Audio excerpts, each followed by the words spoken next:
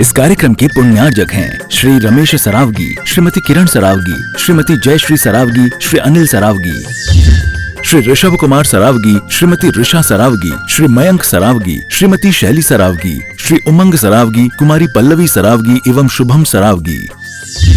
सरावगी उद्योग फाउंडेशन को आकाश की ऊंचाइयां प्रदान करते हुए पूरी चेतना के साथ अपनी उपस्थिति का एहसास प्रदान कीजिएगा।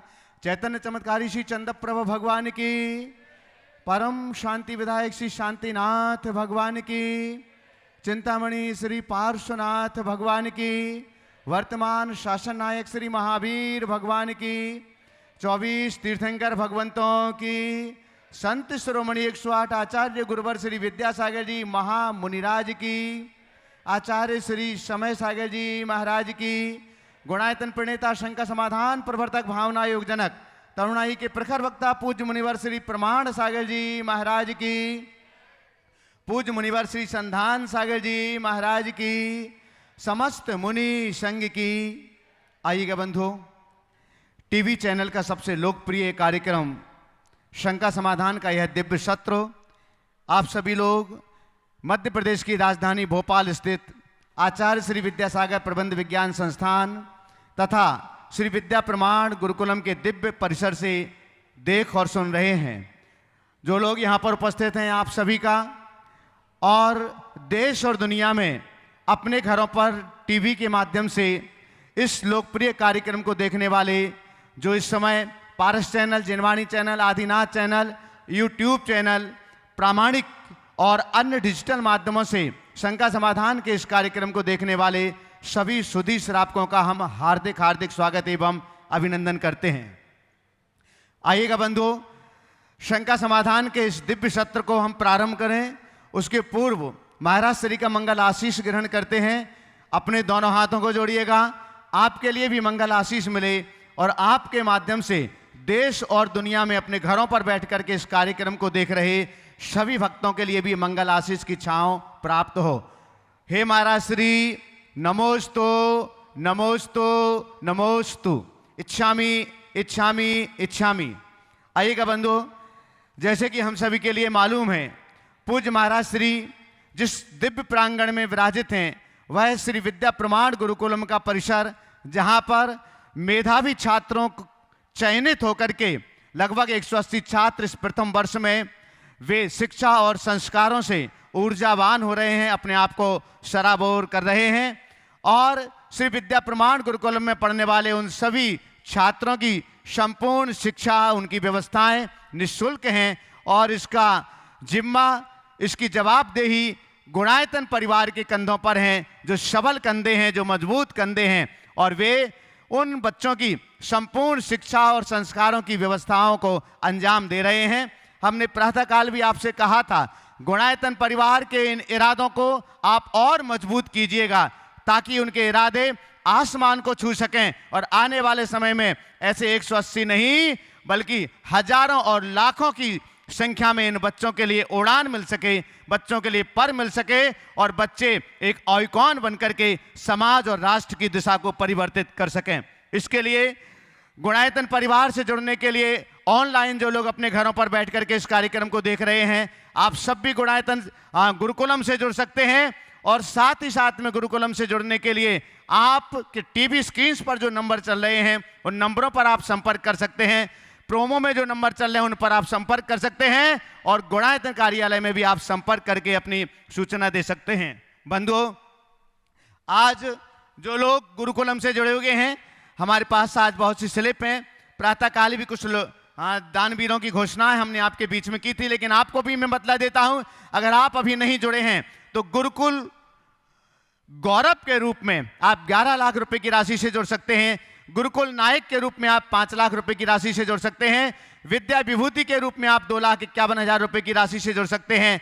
गुरुकुल मित्र के रूप में आप 1,21,000 रुपए की राशि से जुड़ सकते हैं और गुरुकुल प्रेमी के रूप में आप 51,000 रुपए की राशि से जुड़ सकते हैं। बंधुओं, आप गुरुकुलम से तो जुड़ते ही हैं, साथ में महाराज श्री के चातुर्मास के मांगलिक क्रियाओं से भी आप जुड़ते हैं। महाराज श्री के कक्ष में आपको नंद्यावत स्वस्तिक स्थापित करने का सौभाग्य भी प्राप्त होता है, जो 4 महीने तक महाराज श्री की तपह और संयम की ऊर्जा से ऊर्जान्वित होकर के चातुर्मास के समापन पर आपके लिए प्रशस्ति पत्र के साथ में प्रदान किया जाता है। तो आइएगा, आज जो गुरुकुल गौरव के रूप में 11 लाख रुपए की राशि से जुड़े हैं, हम उनके नामों की घोषणा कर रहे हैं। आप जोरदार करतल ध्वनि से उनका सम्मान करेंगे। पारस जैन, श्रीमती मधु जैन, गौरव अनामिका अनुभूति, कीर्ति संभव अभिषेक, सपरिवार आगरा उत्तर प्रदेश से गुरुकुल गौरव के रूप में जुड़े हैं। आप गुणायतन के शिरोमणि संरक्षक हैं और आज गुरुकुलम से भी गुरुकुल गौरव के रूप में जुड़े हैं। जोरदार करतल ध्वनि से उनका सम्मान कीजिएगा। बंधु गुरुकुल मित्र के रूप में 1,21,000 रुपए की राशि से जुड़े हैं श्रीमती मिथिलेश जैन, अभिषेक, वैशाली, अभिलाषा जैन, आरव, आर्जव, यश वर्धन जैन परिवार आगरा से। एक बार जोरदार करतल ध्वनि के माध्यम से इनका भी सम्मान कीजिएगा। आपकी तालियां चैनल के माध्यम से उनके पास तक पहुंचती हैं और उनका भी उत्साहवर्धन होता है। अभी अभी जो यहाँ पर गुरुकुल मित्र के रूप में 1,21,000 रुपए की राशि से जुड़ रहे हैं, मैं उन्हें सम्मान सहित यहाँ पर आमंत्रित कर रहा हूं। अभिनंदन जैन, वसंती जैन, प्रीति निधि, नेहा जैन जो कि गुणायतन के ट्रस्टी हैं और आवृत्ति गार्डन भोपाल से ही हैं और गुरुकुल मित्र के रूप में 1,21,000 रुपए की राशि से जुड़ रहे हैं। कृपया पधारें। और आपका और साथ में इन्होंने ये सिर्फ संकल्प पत्र भरा ही नहीं है, संकल्प पत्र के साथ में अपना चेक भी इसी के साथ में लगा करके दिया है। 1 मिनट भी उन्होंने अपनी राशि को जमा करने में, दान राशि जमा करने में नहीं लगाई है, तो तुरंत नगद भुगतान उन्होंने किया है। आपका सम्मान करने के लिए मैं यहां पर आमंत्रित कर रहा हूं। नीलेश जी और पुष्पेंद्र जी पधारें। नवरत्न परिवार से नीलेश जी सीए और पुष्पेंद्र जी जैन बांधा वाले, यहीं पर दे दो। सपरिवार आ जाइएगा महिला सम्मान करने के लिए भी। बंधु जोरदार जोरदार करतल ध्वनि के साथ में ये दान तुरंत दान है। जोड़ी के साथ में खड़ा करो उनको भी। यहीं पर कर लो ना, जहां खड़े वहीं पर, कैमरे चारों तरफ हैं। चलिए लाओ फटाफट कर लो थोड़ा सा। और आइएगा बंधु, आज जो गुणायतन में गुरुकुल प्रेमी के रूप में 51,000 रुपए की राशि से जुड़े हैं, उनकी श्रीमती जी को साथ में खड़ा करो। अभिनंदन जी की बसंती जी को साथ में खड़ा कर चलेगा। जोरदार जोरदार करतल ध्वनि। श्री चांदमल जी, धन्नालाल जी पाटनी परिवार, प्रेमचंद जी, राजेश, राजीव, उमेश जी पाटनी परिवार, सुजानगढ़ कोलकाता रानीगंज से जो प्रातःकाल यहां पर थे, गुरुकुल प्रेमी के रूप में 51,000 रुपए की राशि से जुड़े। एक बार जोरदार करतल ध्वनि से हम उनका भी सम्मान करें। आइएगा बंधु,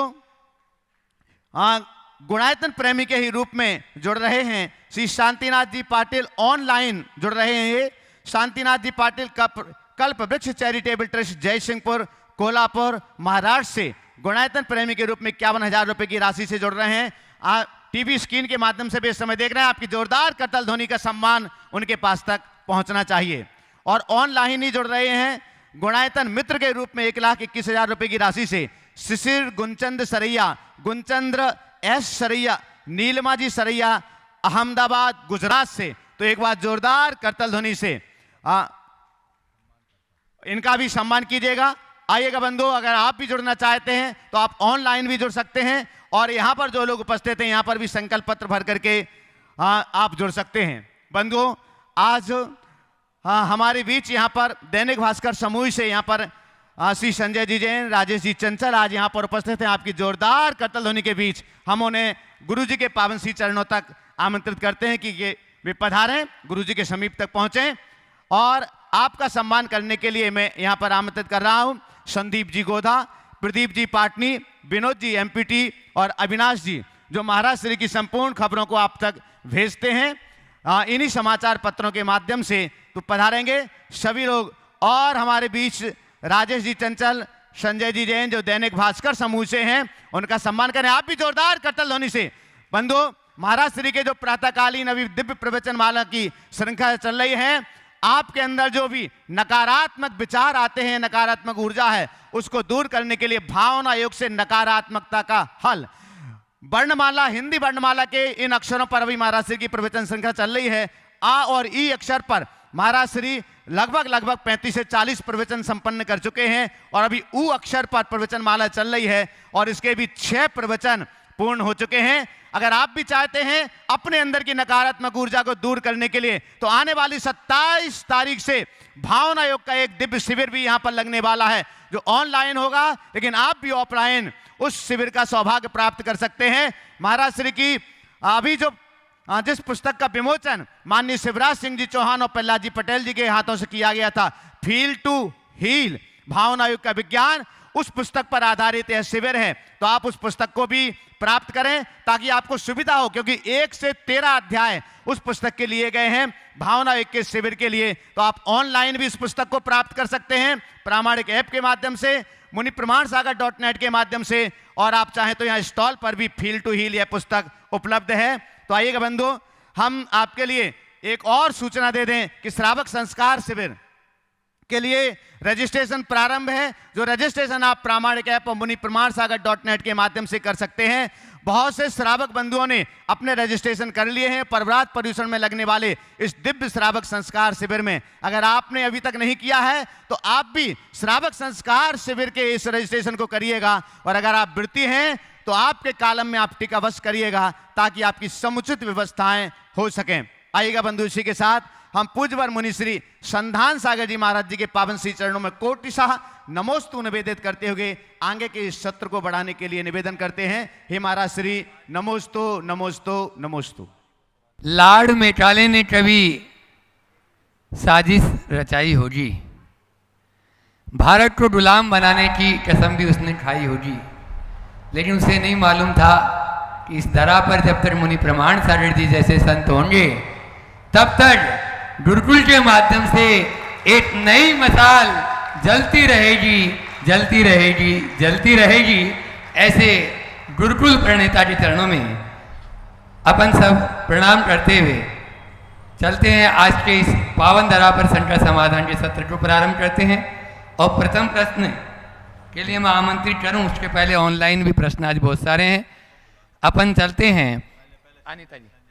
अच्छा, आज अपने बीच में दैनिक भास्कर परिवार से यहाँ पर संजय जी चंचल जी और संजय जी जैन, संजय जी और राजेश जी चंचल यहाँ पर उपस्थित हैं। एक बार जोरदार ताली बजा दीजिए, वे अपना प्रश्न गुरु चरणों में करेंगे। महाराज जी, आपके आदेश से मैं आपको प्रणाम करता हूँ। आपको नमोस्तु, भगवान के श्री चरणों में प्रणाम, आपके श्री चरणों में प्रणाम, आपका आशीर्वाद बना रहे। महाराज जी, मेरा एक निवेदन है, एक सवाल है छोटा सा जो मन में बार बार आता है कि पूजा करना, भगवान की पूजा करना ज़्यादा प्रभावी होता है या मंत्र जाप करना ज़्यादा प्रभावी होता है? कभी कभी ये कन्फ्यूज़न होता है कि हम पूजा बहुत देर करते हैं, कभी कभी ऐसा लगता है कि मंत्र जाप ज़्यादा करना चाहिए। तो पूजा अधिक प्रभावी होती है या मंत्र जाप अधिक प्रभावी होता है? देखो, इस झमेले में पड़ो मत, कौन ज़्यादा प्रभावी होता है। अपनी अवधारणा ऐसी बनाओ कि दोनों प्रभावी हो जी। अंतर क्या है? पूजा में मन जल्दी लगता है, जप में मन लगाना पड़ता है। ओम, पूजा में मन जल्दी लगता है, जप में मन लगाना पड़ता है। समझ जी महाराज। तो अपेक्षाकृत पूजा से ज़्यादा आवश्यकता जप में है और जप से ज़्यादा आवश्यकता ध्यान में है। जी जी। तो पूजा हर कोई कर सकता है, उस समय लीन हो जाते, भक्ति है, वो भी हमारे पुण्यवर्धन का और पाप क्षय का निमित्त है जी। उसमें दक्ष हो जाए तो जाप करे जी। जितनी एकाग्रता, जितनी तन्मयता, उतना लाभ जी। अब मैं कह दूं कि पूजा से ज़्यादा जाप में पुण्य मिलता है तो तुम लोग हो बनिया। जी कल जी। से पूजा छोड़ के जाप में बैठ जाओगे और मन लगेगा नहीं, जी जी। तो जो पूजा का फल मिलता है उससे भी वंचित हो जाओगे। जी। तो जो भी करो मन लगा के करो, सार की बात यह है, इसमें उद्धार है। प्रणाम महाराज जी। प्रणाम। बहुत सुंदर। आप चाहे तो और भी पूछ सकते हैं। नहीं महाराज जी, बाकी सब तो आपके प्रवचन में और शंका समाधान में सुनते ही रहते हैं। एक मेरा सवाल मेरी बुजुर्ग माता जी को लेके था कि वो बहुत धर्म ध्यान में हमेशा लीन रहती हैं।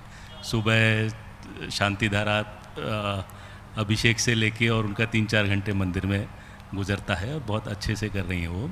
कई बार मेरा और उनका एक डिस्कनेक्ट हो जाता है कि मंदिर में जितनी भी प्रतिमाएं या वेदी है उन सब के दर्शन करना कितना ज़रूरी है? क्या उनकी अवस्था को देखते हुए हम उनको ये बोल सकते हैं कि एक जगह एक वेदी ही पर्याप्त है, आपको सब जगह जाने की उतनी आवश्यकता नहीं होनी चाहिए?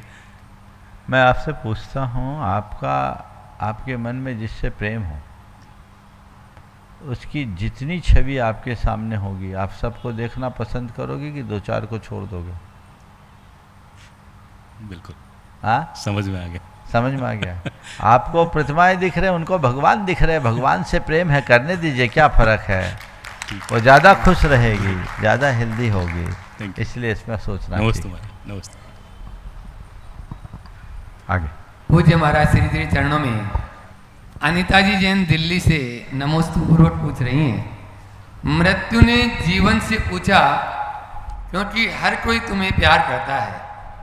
मृत्यु ने जीवन से पूछा क्यों हर कोई तुम्हें प्यार करता है लेकिन मुझसे नफरत करता है। जीवन ने जवाब दिया क्योंकि मैं खूबसूरत झूठ हूँ और तुम एक दर्दनाक सच हो।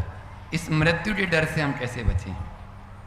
बहुत अच्छी बात है। मृत्यु ने जीवन से पूछा क्यों दुनिया तुमसे इतनी प्यार करती है और मुझसे इतनी नफरत क्यों? जीवन ने जवाब दिया क्योंकि मैं एक खूबसूरत झूठ हूँ और तुम एक दर्दनाक सच। बहुत गहरी बात इससे प्रकट हुई। जीवन के इस चरम सत्य को जो समझ ले वह कभी भी मृत्यु से आतंकित नहीं होगा। हम जी रहे हैं, इसमें कोई आश्चर्य नहीं है। आश्चर्य केवल यह है कि हम अभी मरे नहीं हैं। हम कभी भी मर सकते हैं, किसी भी क्षण हमारे जीवन की कहानी खत्म हो सकती है। हमें इस सच्चाई को सदैव अपने सामने रखकर चलना चाहिए। इसमें लेकर किसी भी प्रकार से भ्रमित होने की आवश्यकता नहीं।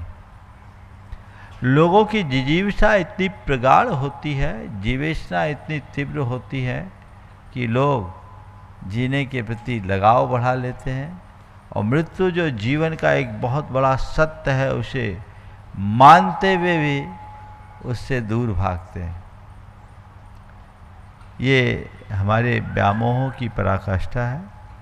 जो जीवन की सच्चाई को ठीक तरीके से समझते हैं वे मृत्यु से घबराते नहीं और जीवन का सही अर्थों में अभिनंदन भी करते हैं। एक बात और इस संदर्भ में कहूँगा, मृत्यु को स्वीकारने का मतलब जीवन से पलायन नहीं, जीवन का वास्तविक अभिनंदन है। मृत्यु सत्य है, इस सत्य को स्वीकारने वाला ही जीवन का सही आलम अभिनंदन कर पाएगा। उसे समझ में आएगा ये जीवन नश्वर है, कभी भी नष्ट हो जाएगा, इसलिए जब तक जीना है ठीक ढंग से जीना है, जीवन को सार्थक बना लेना है। क्योंकि मेरे पास जो अवसर है मृत्यु से पूर्व तक का ही अवसर है। क्या पता कौन से क्षण मेरी मृत्यु आ जाए, कौन सी सांस मेरे जीवन की आखिरी सांस बन जाए, कोई भरोसा नहीं। इससे पहले कि मेरे जीवन का अंत हो मैं अपने जीवन को सुधार लूँ, यही तो एक व्यवस्था है। आप लोग परीक्षा में बैठते हो ना, 3 घंटे का पेपर होता है, बीच में घंटियाँ बजाई जाती है। किस लिए बजाई जाती है? आप पेपर छोड़ के भाग जाओ। किस लिए बजाई जाती घंटी? 3 घंटे का पेपर है लेकिन 3 घंटे होने के पहले से घंटियाँ बजाई जाती है। पहली बेल हो गई, दूसरी बेल हो गई, ये तीसरी और लास्ट बेल है। घंटी बजाने की वजह ये नहीं कि तुम पेपर छोड़ के भाग जाओ, बल्कि ये बेटा समय होने वाला है, जो कंपलसरी उसे पहले कर लो। जो कंपलसरी है वो कर लो। अगर तुम्हें संतों के द्वारा ये कहा जाता है कि देख मृत्यु कभी भी आ सकती है, सच को स्वीकार, तो इसका मतलब ये नहीं कि तुम जीवन छोड़ के भाग जाओ। अपितु इसका अर्थ यही है कि जितना जीवन है उसको सार्थक बना लो। जब तक जिंदा है ठीक ढंग से जी लो। ढंग से जियोगे तभी ढंग से मर पाओगे और अपने जीवन का कायाकल्प कर पाओगे। प्रकाश जी पाटनी अजमेर राजस्थान से पूछ रहे हैं, गुरुदेव शादी के बंधन में बंधे हुए लोग किस प्रकार से मोक्ष मार्ग की ओर बढ़े, क्योंकि शादी एक पवित्र बंधन है जो कई जन्मों तक साथ रहने की सौगंध दिलाता है। बंधनों से मुक्त हुए बिना भी मोक्ष मार्ग की ओर अग्रसर हो सकते हैं क्या? कृपया समाधान करने। शादी के बंधन में बंधने के बाद मोक्ष मार्ग में कैसे लगे, अगर आगे बढ़ें तो इसका सबसे बड़ा उत्तर तो है हम 24 में से 19 तीर्थंकरों के चरित्र को देख लें। सबने विवाह किया, गृहस्थी बसाई, राजपाट का विस्तार किया और उसके बाद उन्होंने दीक्षा ली। तो ये अवधारणा गलत है कि मेरा विवाह हो गया तो मेरा मोक्ष मार्ग छूट गया। विवाह के बाद वानप्रस्थी और संन्यास आश्रम को क्यों भूलते हो? अपनी जिम्मेदारियां पूरी करो और मोक्ष मार्ग में लगो। 60 साल की उम्र में रिटायरमेंट होती है, उसके बाद भी लोगों के पास 15-20 साल तक बहुत कुछ करने की शक्ति होती है। और आजकल तो हेल्थ कॉन्शियस और ज़्यादा बढ़ गई तो लोग ज़्यादा स्वस्थ होते हैं। अब तो दादा भी बिल्कुल जवान दिखते हैं, कहते हैं ना। तो आप कर सकते हो, मोह से मुक्त हो। अब रहा सवाल, महाराज जी जन्म जन्म तक साथ निभाने की कसमें खाई थी, तो ये बताओ तुमने सच्ची खाई थी कि झूठी खाई थी? अरे जन्म जन्म तक कौन किसका साथ निभाया? तुम चाहोगे भी तो नहीं निभा पाओगे। एक दिन मौत आएगी, तुम्हारी सारी कसम धरी रह जाएंगे। तब फिर सवाल नहीं उठेगा कि हमने इनके साथ जन्म जन्म तक साथ निभाने की कसम खाई थी, अब इस दुनिया से छोड़ करके जा रहे हैं। मौत को कहेंगे थोड़ी रहम खा जा, मेरी कसम निभा लेने दे, जन्म जन्म की बात जाने दे, इस सांस की आखिरी सांस तक तो निभा ले, और नहीं कर सकती तो इतना भर कर ले, दोनों को एक साथ ले जा। कोई बोलेगा क्या? बोलो, कोई जाना चाहेगा?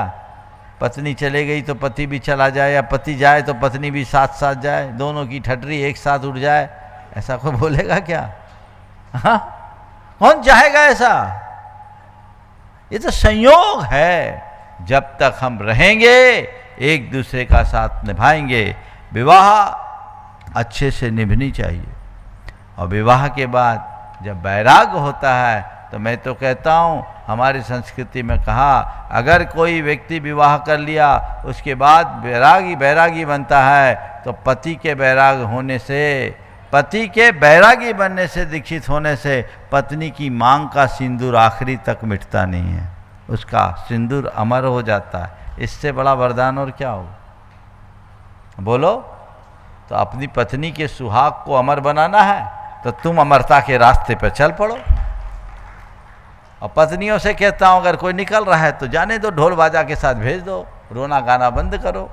अपने मोह माया में क्यों फंसते हो? तो ये व्यवस्था है। मोक्ष मार्ग में आगे चलने की संभावनाएं पूरी है, मार्ग भी स्पष्ट है। यदि हम चाहें तो सब कुछ कर सकते हैं। राहुल जी जैन पूना से, जो एक सॉफ्टवेयर इंजीनियर है, पूछ रहे हैं, नमोस्तु पूर्वक, आज मोबाइल तो अनलिमिटेड चल रहा है, लेकिन इंसान की नींद, मुस्कान और सहन शक्ति सब लो बैटरी पर है। तो क्या तेजी से भागती है जिंदगी हमारी असली अशांति की कीमत बन गई है? बिल्कुल बिल्कुल। लोग बाहर बहुत एक्टिव हो गए, भीतर से बहुत कमज़ोर हो रहे हैं। व्यक्ति को अपनी चेतना को जगाने की ज़रूरत है। जब तक हम इस तरीके से अपनी चेतना को जागृत नहीं करते, तब तक हम अपने जीवन को आगे नहीं बढ़ा सकते। हमारे लिए भावना योग इसमें बहुत कारगर निमित्त है, और भावना योग के बदौलत हम अपने अंदर बहुत बड़ा बदलाव ला सकते हैं। आगामी कुछ कार्यक्रम भी गुरु चरणों में करना चाहते हैं, अपनी ओर से बताने। हाँ, महाराज श्री के चरणों में कोटि से नमन। छुल्लक महाराज जी के चरणों में कोटि से नमोस्तु नमोस्तु नमोस्तु। महाराज जी, मेरा प्रश्न ये है कि आजकल के माँ बाप बच्चों को सब कुछ दे रहे हैं। जो पहले के माँ बाप बच्चों पे उतना ध्यान नहीं देते थे, पढ़ाते नहीं थे। जो पहले के माता पिता शायद बहुत कम करते थे, लेकिन आजकल के माता पिता अपने बच्चों को हद से ज़्यादा लाड दे रहे हैं, बहुत केयर से रख रहे हैं, और उन्हें बिन मांगे सब कुछ दे रहे हैं। लेकिन वो अपने बच्चों को बाहर की कठोर दुनिया से शायद मेरे अनुसार विमुख रख रहे हैं, और जिसके कारण वो बहुत इमोशनल बनते जा रहे हैं। थोड़ा सा भी डिफ़िकल्ट सिचुएशन आता है तो वो उदास हो जाते हैं, रोने लग जाते हैं। तो महाराज जी, मेरा प्रश्न ये है कि पहले के माँ बाप भले ही अपने बच्चों को पढ़ाते नहीं थे या उन्हें उतना प्रोत्साहन नहीं देते कि वो पढ़े और उनके ऊपर इतना ध्यान नहीं देते थे, उसी के कारण बच्चे बाहर की दुनिया देख पाते थे, कठोर दुनिया देख पाते थे, दुनिया कैसी होती है। तो महाराज जी, आपके अनुसार किस समय के माता पिता, अब मैं ये तो नहीं कहूँगा कि कोई भी माता पिता गलत है या वो अपने बच्चे के लिए गलत सोचते हैं, लेकिन किस समय के माता पिता सही थे? देखो, तुमने पहले के और आज के माता पिता से तुलना की। मैं इतना कह देता हूँ एक वाक्य में, पहले के माँ बाप बच्चों को फौलादी बनाते थे। पहले के माँ बाप बच्चों को फौलादी बनाते थे, आज के बच्चे फरियादी बन गए। पहले माँ बाप बच्चों के भावनात्मक स्वास्थ्य को मजबूत बनाते थे, उन्हें परिस्थितियों में खिलने और खेलने के लायक बनाते थे।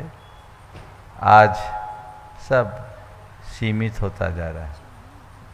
पहले के माँ बाप बच्चों को बगीचे का गुलाब बनाते थे, आज के माँ बाप गमले का फूल बना रहे हैं। बहुत बड़ा अंतर, सोच का बहुत बड़ा अंतर है। पहले जिस तरीके से जीवन की मूल बातों का पाठ पढ़ाया जाता था, वह उसे अंदर से मजबूत बनाता था। आज व्यक्ति को इतनी ज़्यादा सुविधाएं दी जाने लगी कि वो भीतर से कमज़ोर हो रहा है। पहले केयर करते थे पर बच्चों को डेयर बनाते थे। आज केयरिंग तो है, डेयरिंग ख़त्म हो गई। बाहर से वो बहुत समृद्ध दिख रहा है, अंदर से बहुत कमज़ोर हो रहा है। बच्चों को चाहिए, यदि आप अपने बच्चों का सच में बेहतर भविष्य बनाना चाहते हैं तो अपने बच्चों को मजबूत बनाएं, उन्हें जुझारू बनाएं। एक बहन जी ने कहा कि महाराज जी, मेरे 4 बच्चे, मैंने उनको पाल लिया और मैंने जिस तरीके से अपने बच्चों को पाला पोसा बड़ा किया, आज मेरे बच्चे बहुत अच्छे हैं।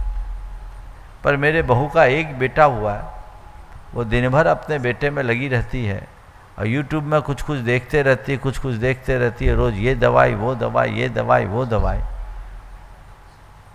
महाराज जी, उससे बात करो तो ऐसी बोलती, मम्मी ऐसा नहीं करेंगे तो ऐसा हो जाएगा, ऐसा नहीं करेंगे तो ऐसा हो जाएगा। तो मैंने अपनी बहू से कहा, बेटा तूने तो एक ही पैदा किया, मैंने तो 4 किया है। तू तो ऐसा बोल रही जैसे हम लोगों ने बच्चों को पैदा ही नहीं किया। तुम ऐसा करके अपने बच्चे को कमज़ोर बना रहे हो। अपने मोह में बच्चे को कमज़ोर बनाने की जगह विवेक से बच्चे को मजबूत बनाओ। संस्कारों के प्रति भी पूरी गहराई से ध्यान जाना चाहिए, संवेदना को जगाना चाहिए और भावनात्मक रूप से मजबूत बनाने का प्रयत्न करना चाहिए, तभी इसके अच्छे परिणाम आए। नमोस्तु महाराज श्री। अखिल भारतवर्षीय दिगंबरजन महिला परिषद की ये सदस्य हैं, अपना निवेदन और अपना प्रश्न गुरु चरणों में कर रही हैं। एक बार जोरदार ताली बजा दीजिए इनके लिए। और उसके बाद में सुदूर देश से, दुबई से वृष्टि जी लोहाड़िया तैयार रहेंगी। द्वयी मुनीश्वरों के चरणों में कोटिशाह नमोस्तु नमोस्तु नमोस्तु। छुल्लक जी के चरणों में एक शामी महाराज श्री।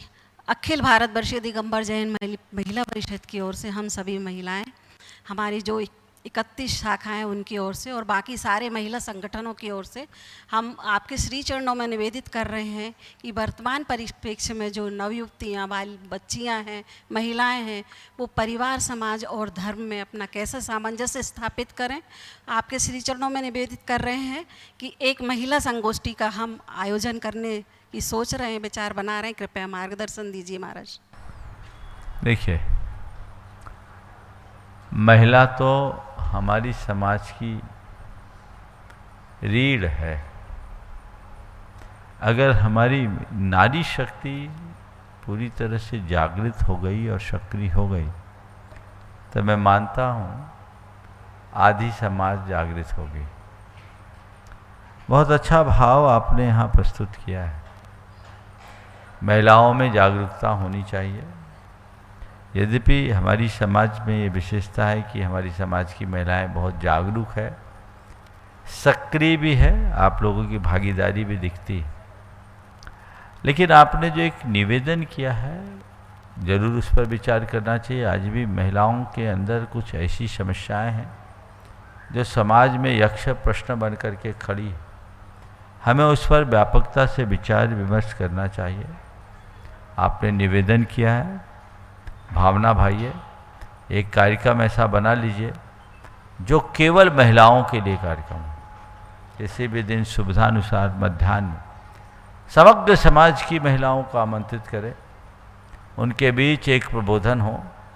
वो प्रबोधन ऐसा जो महिलाओं के जीवन से संबद्ध हो, उनका हृदय परिवर्तन किया जाए, और इसी तरह का कोई एक अच्छा कार्यक्रम, उसका अच्छा नाम देकर रखा जा सकता है। आप लोगों ने आज पहली बार इस प्रकार से निवेदन किया है। अच्छा स्वरूप बनाइए और पूरे भोपाल की महिलाओं को उसमें जोड़ लीजिए। एक बहुत बड़ी उपलब्धि होगी। इस धरा से एक बहुत अच्छा संदेश जाएगा। मैं ऐसे किसी सम्मेलन की बात नहीं करता जहां केवल प्रस्ताव पास हो जाए और एक संगठनात्मक बात हो और वहीं ख़त्म हो जाए।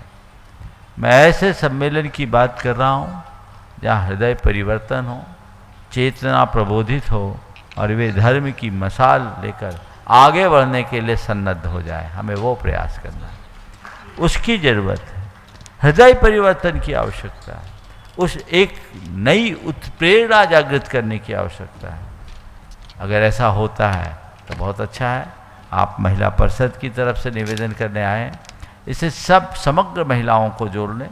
अपने यहाँ बहुत सारी संस्थाएं हैं और एक बीमारी है, एक परिषद आ जाए तो दूसरे पीछे होते, दूसरे आ जाए तो तीसरे हो जाए। तो इसको तो आप एक व्यापक बैनर तले करें जिसमें सब आ जाए एक छत्ते के नीचे, और भोपाल की समग्र महिलाएं उसमें शामिल हो, ऐसा स्वरूप बना ले तो बहुत अच्छा होगा। जो आप लोग यहाँ आई हैं, निश्चित आपने विचार विमर्श करके ही यहाँ अपना भाव प्रकट किया होगा। इस भाव को बढ़ाइए। सभी महिलाओं को और अन्य वर्गों को, जहाँ महिला समिति भी होगी और भी संगठन होंगे, उन सब को जोड़ करके जो यहाँ नहीं आए, घरों में सुन रहे होंगे, उन तक मेरा ये संदेश जा रहा है। आप लोग एक अच्छी रूपरेखा बनाकर उपस्थित हों ताकि एक अच्छा संदेश इस मंच से पूरे देश तक जा सके। गुरुदेव, हम चाहते हैं कि एक डेट हमें मिल जाए तो हम उस हिसाब से अपना कार्यक्रम चालू रखें। आपने निवेदन किया, भूमिका पक्की बना लो, डेट हम दे देंगे। डेट आपकी है, हमारी नहीं। जिस दिन कहोगे हो जाएगा।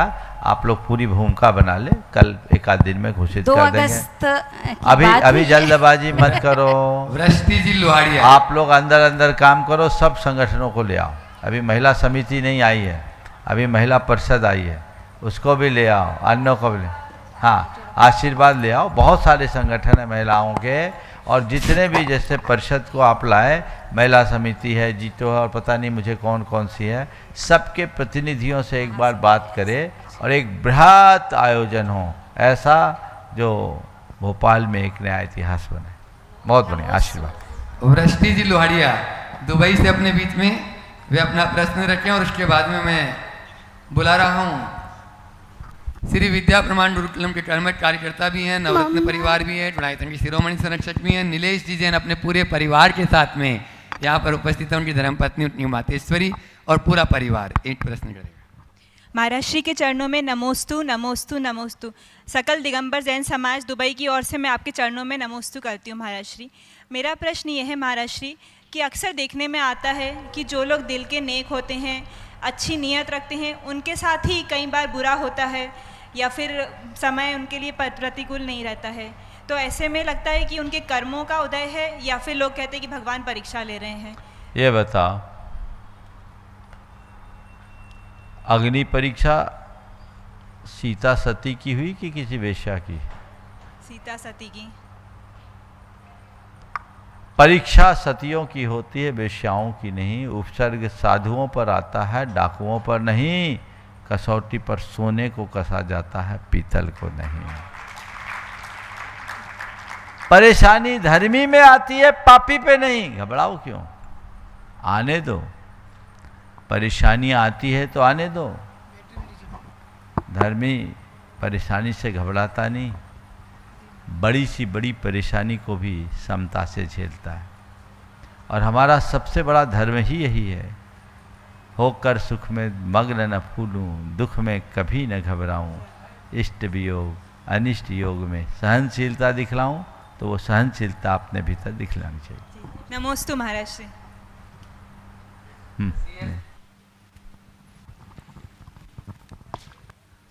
ओम। CS नीलेश जी जैन, हाँ नमोस्तु। उन्हीं के साथ नवरत्न परिवार सविता जी, पुष्पेंद्र जी, वे भी उसी में रहेंगे। पहले 8 प्रश्न नीलेश जी की श्रीमती, अच्छा, और उसके बाद में अपने बीच में अवधपुरी के अध्यक्ष रमन जी तिवारी तैयार रहेंगे।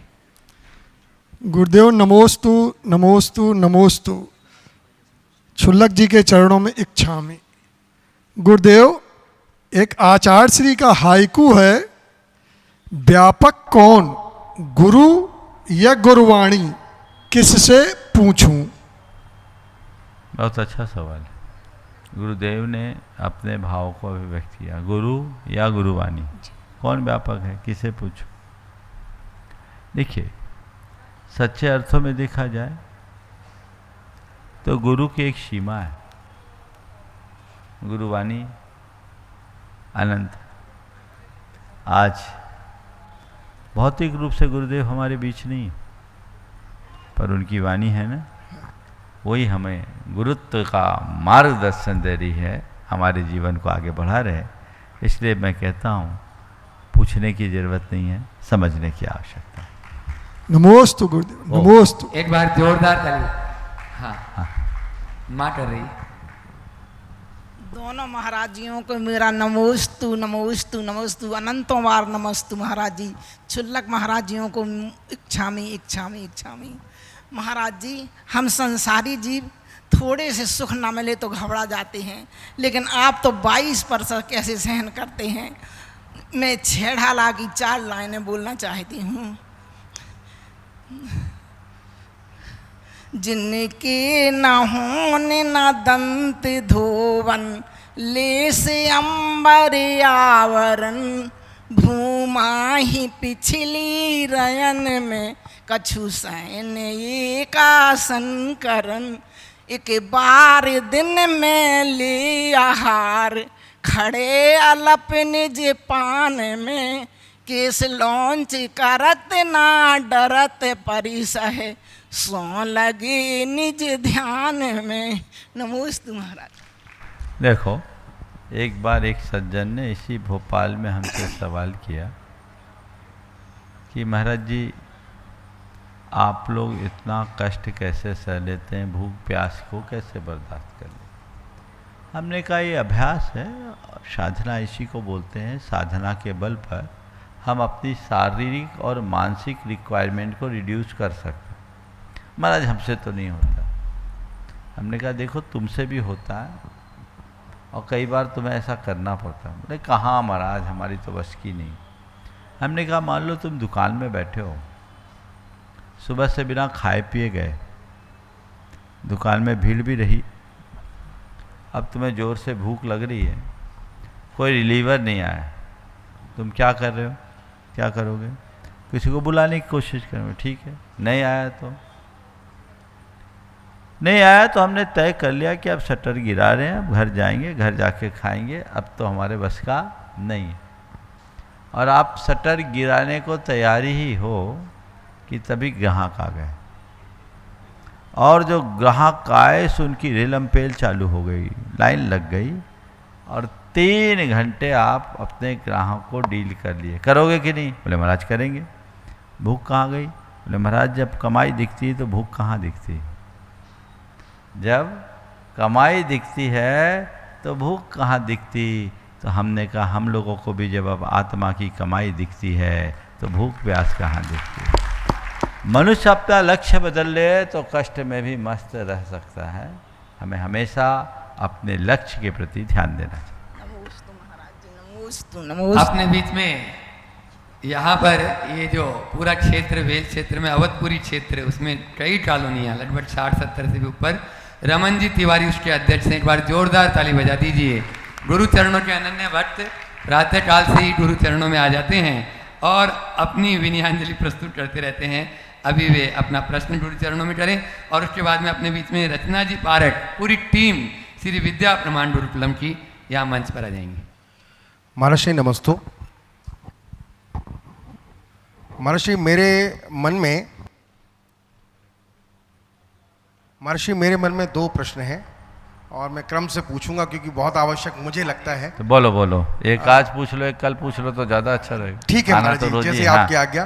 महाराज जी, पहला प्रश्न ये है कि हमने बचपन से सुना है, संतों को भी पढ़ा है, प्रत्येक जीवात्मा उस परमात्मा का अंश है।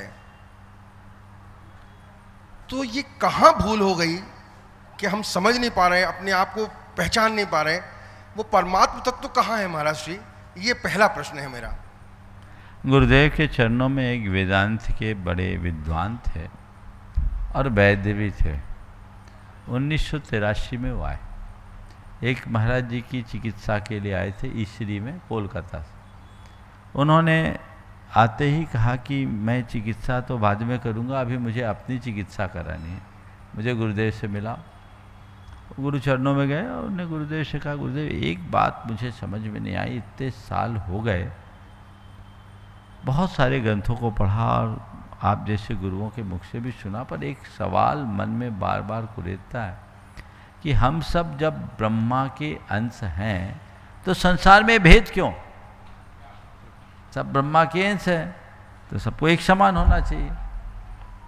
गुरुदेव ने उनके सवाल का उत्तर उनके ही वाक्य को संशोधित करते हुए कहा, पंडित जी थोड़ा सा वाक्य को संशोधित कर लो। बोले क्या?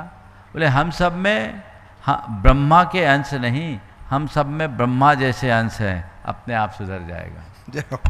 जय हो महाराज जी। हम सब ब्रह्मा के अंश नहीं, हम सब में ब्रह्मा जैसे अंश हैं।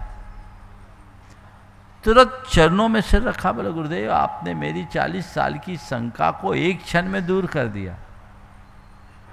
जैन दर्शन यही बात कहता है। जैन दर्शन किसी एक परमात्मा को नहीं मानता, जैन दर्शन हर आत्मा को परमात्मा मानता है। अप्पा सो परमप्पा, ये जैनियों का मूल उद्घोष है। उसके साथ महाराज जी दूसरा प्रश्न था, वो भी उसमें आपका आंसर मुझे मिल गया। सबसे बड़ी बात यह है कि आप समझ जाते हैं कि होने वाला क्या है। बहुत बहुत कृपा है महाराज श्री आपकी। और जब से आपसे मिले महाराज श्री, मतलब चीजें अपने आप जैसे उलझने थी वो सुलझती जा रही हैं। नमस्ते महाराज जी। नमस्ते। वे आ जाए और अपनी गुरुकुल की बात भी करेंगी। सुबोध जी नरेंद्र निगम जो उपाध्यक्ष हैं, रोहित जी, पूरी टीम आ जाए, रोहित जी सुरंदी, नीलेश जी, राजेश जी पारस, हम ये सब संयुक्त मंत्री आ जाएंगे। साथ में महावीर जी सिंगई, संदीप जी गोदा। हाँ, नमोस्तु गुरुवर। सबसे पहले तो मैं आपसे ये एक अच्छी बात शेयर करना चाहूँगी कि हमारे जो बच्चे अभी 6th and 7th के स्कूल में एग्ज़ाम्स दे रहे हैं, यूनिट टेस्ट, आज ही स्कूल की प्रिंसिपल जो हैं उनका मेरे पास पर्सनली फ़ोन आया था कि ये बच्चे बहुत अच्छा परफॉर्म तो कर ही रहे हैं, एकेडमिक परफॉर्मेंस तो उनका अच्छा है ही, साथ ही साथ जो भी चीज़ सिखाई जाती है उसको वो ग्रहण बहुत अच्छे से करते हैं। और इसका बहुत बड़ा श्रेय अपने जो धर्म की क्लास गुरुवार आपने बिल्कुल कहा नहीं तो ये तो होनी ही है डेली, उसका प्रभाव उनमें देखने को मिल रहा है कि जैसे जैसे बोल रहे हैं उनका वैसा शेप होता जा रहा है। जैसे शुरू में जब अगर बच्चे आए थे तो अगर 40 बच्चों में से आप मान के चलिए 20 रोते थे, फिर 15 हुए, फिर 5 हुए, अब एक आधी रोता है, बाकी सब आपके नाम पे बहुत खुश रहते हैं। तो एक तो ये एक बहुत परिवर्तन है। और गुरुवर जैसा कि आपका बहुत ध्यान है कि उनका चहुं ओर से विकास हो, तो उन लोगों के इंडोर गेम्स की क्लास जो है, क्योंकि अभी बारिश है तो आउटडोर गेम्स तो स्पोर्ट्स स्टार्ट नहीं हो पा रहे, तो 1 अगस्त से उनके इंडोर गेम्स की भी शुरुआत हो रही है और ऑर्केस्ट्रा ऑलरेडी स्टार्ट हो चुका है और लड़के भी गुरुवार रंगोली बनाना भी सीख रहे हैं। तो आपकी जो कृपा है वो हर तरफ बरस रही है और बस यही कहूँगी कि अब थोड़ा टाइम और है कि जैसा आपने स्वरूप देखा है वैसा होता जाएगा। बहुत बहुत धन्यवाद गुरुवर।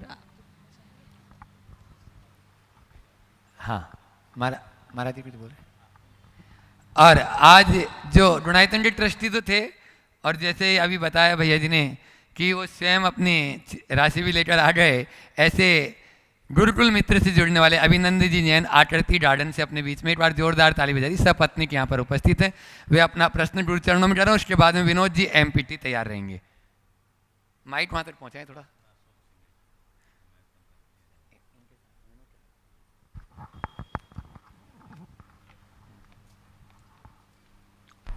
नमोस्तु महाराज जी।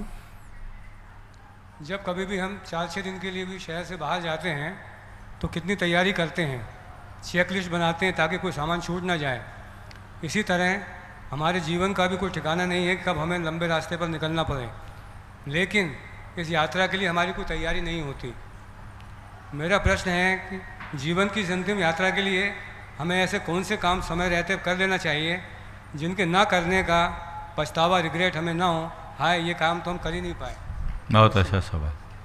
देखिए, एक बड़ा अंतर है। हम जिस यात्रा में निकलते हैं ना,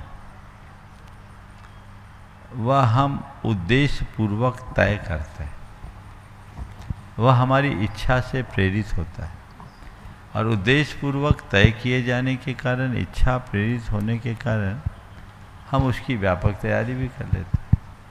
लेकिन हमारी जो अंतिम यात्रा है ना, वो हम इच्छा पूर्वक नहीं करते।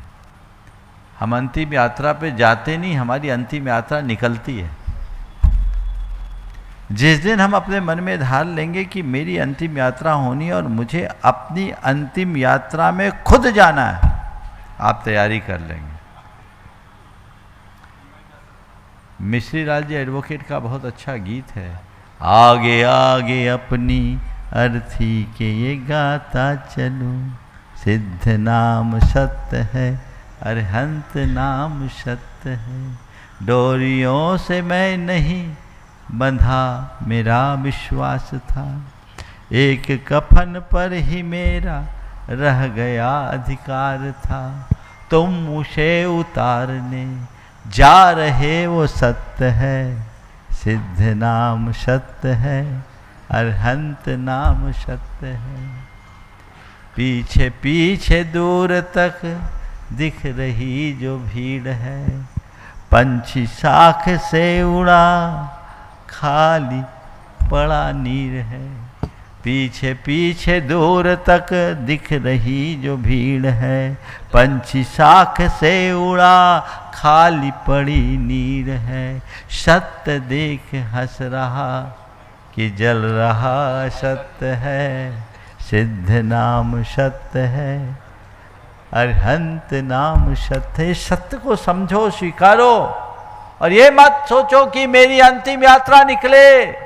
ये तय करो कि मुझे अपनी अंतिम यात्रा में जाना है और उस यात्रा का साक्षी बनना है। खुद से जब तक हम अपने अंतिम यात्रा को अपने सामने नहीं रखेंगे, कुछ नहीं होगा। और उसका एक तरीका है रिग्रेट से बचने की बात, रोज सोचो आज मैं मर जाऊं तो मेरा क्या होगा। सुबह उठो, आंखें खोलो, मन को प्रसन्नता से भरो, भगवान को धन्यवाद दो कि हे प्रभु आपकी कृपा से मुझे एक जीवन का नया दिन मिला, मुझे ऐसी शक्ति दो कि मैं आज के दिन को अच्छा दिन बना सकूं। और शाम को काश आज मैं मर गया होता तो मेरा क्या होता, आज मैं मर गया होता तो मेरा क्या होता। भाग्यशाली हूं कि जिंदा हूं। प्रभु आज जो बचा है वो करने की शक्ति दे दे, मैं कर सकूं, ताकि मरते समय मन में कोई कसक न रह सके। ये सोच बना। हेलो, अपने बीच में दिगंबर जैन पंचायत भोपाल के हेलो मंत्री विनोद जी एमपीटी अनंत गुरुवट और साथ में अशोक जी सिंगई डोनाइतंडी ट्रस्टी, हाँ वे प्रश्न कर रहे हैं और उसके बाद में तैयार रहेंगी सिलवानी से रिमझिम जी जैन।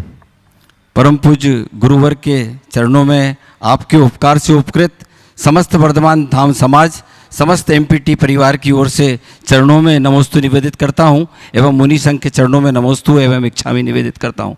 गुरुवर, मेरी आज का प्रश्न मेरी शंका नहीं अपितु एक सामाजिक समाधान के रूप में मेरी आपसे बात है कि वर्तमान परिप्रेक्ष्य में चूँकि आप तो जगत ज्ञाता हैं और हमारे समाज में जो वर्तमान परिप्रेक्ष्य के अंदर वैचारिक मतभेदों को लेकर जो पक्ष विपक्ष एवं विरोधाभास की स्थिति निर्मित हो जाती है, मैं चाहता हूं कि आपके मुखारबिंद से ऐसे समाधान की जिसमें व्यक्ति विरोध के पहले विचार करे एवं विवाद के पहले कम से कम संवाद करे, अगर ये स्थितियां अगर होंगी तो निश्चित रूप से वातावरण के अंदर एक सकारात्मकता यहाँ पर उपस्थित होगी। मैं चाहता हूँ कि ऐसा समाधान मिले। राजधानी वालों का ये मतलब गौरव है कि आपका मंगल सानिध्य यहाँ पर हम लोगों को मिल रहा है और इस वर्ष का पर्युषण पर्व रत्नात्रय की आराधना करने का हम सब लोगों को आपके सानिध्य में यहाँ आत्म विशुद्धि करने का अवसर प्राप्त होगा। मैं खुद ही अभिभूत हूँ पूरे भोपाल जैन समाज की ओर से। मैं चाहता हूँ कि आपका लंबे से लंबे दीर्घ प्रवास रहे और उसी से सभी लोग यहाँ के लाभान्वित हों। नमोस्तु महाराज, नमोस्तु। देखो, जहाँ श्रद्धा होती है वहाँ सत्य होता है और जहाँ सत्ता होती है वहाँ पक्ष और विपक्ष होता है। हमारे समाज का ये दुर्भाग्य है कि पहले जिनके कंधों पर समाज की बागडोर होती थी वे श्रद्धा से प्रेरित होकर संभालते थे। अपने मंदिरों, धार्मिक सामाजिक संस्थानों को श्रद्धा के आयतन के रूप में देखा जाता था। बदलते समय के साथ अवधारणा बदल गई और श्रद्धा का आयतन अब सत्ता का अधिष्ठान बन गया। और जब सत्ता होती है तो फिर तो लोग येन केन उपायन उसे हथियाने का प्रयास करते हैं और उसमें भी जब चुनाव आ जाए तो बाजार गर्म हो ही जाता है। मुझे मालूम है यहाँ भी सरगर्मी चालू हो गई। जी जी, मुझे लगता है पूरा पर्यूषण तुम लोगों का चुनाव में ही चला जाएगा, धर्म ध्यान न छूट जाए। मैं कई बार बोल चुका कि समाज में इस पर व्यापक विचार होना चाहिए और इलेक्शन की जगह सिलेक्शन की प्रवृत्ति को प्रमुख बहुत बड़ी चाहिए। मैंने अनेक बार ये कहा है कि चुनाव में कोई भी जीतता है, समाज हारती है, क्योंकि चुनाव लड़ा जाता है और लड़ाई में हार जीत होगी और फिर तो उसमें जब कोई चुनाव खड़ा होता है तो एक ने कहा महाराज जी चुनाव में खड़े होते जीतने के लिए, हारने के लिए नहीं, तो उसमें साम दाम धन भेद सब लगाते हैं। तो उससे जो सामाजिक वातावरण है वो बुरी तरह प्रदूषित हो जाता है।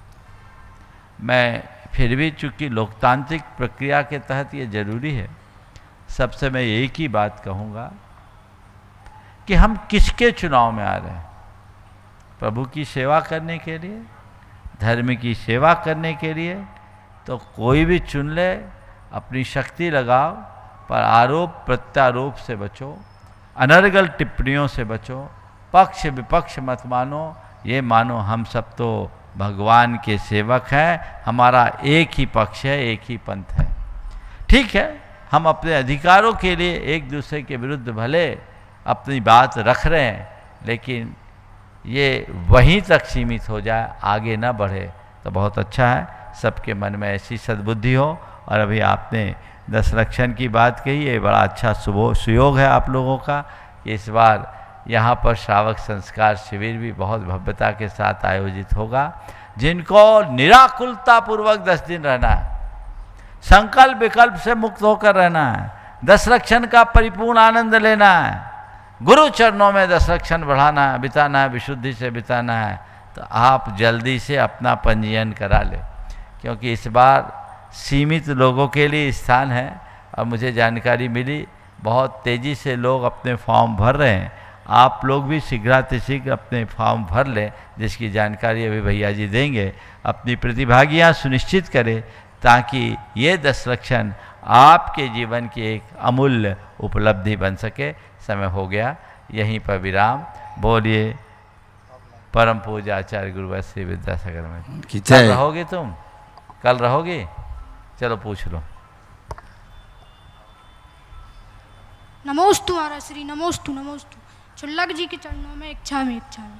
मेरा एक छोटा सा प्रश्न है महाराज जी कि मंदिर जी में दान देना ज़्यादा पुण्यकारी है या गरीबों को दान देना ज़्यादा पुण्यकारी है? दान देना पुण्यकारी है, जहाँ मौका मिल जाए वहाँ दो, ठीक है ना। चलो नमोस्तु। अथ अपरानी का आचार्य बनना है, हम श्री सिद्ध भक्ति का आश्रम करो।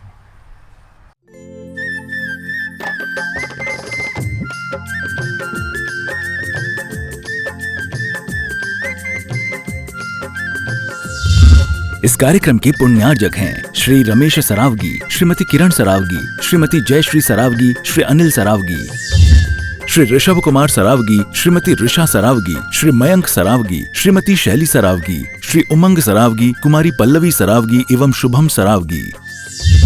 सरावगी उद्योग फाउंडेशन।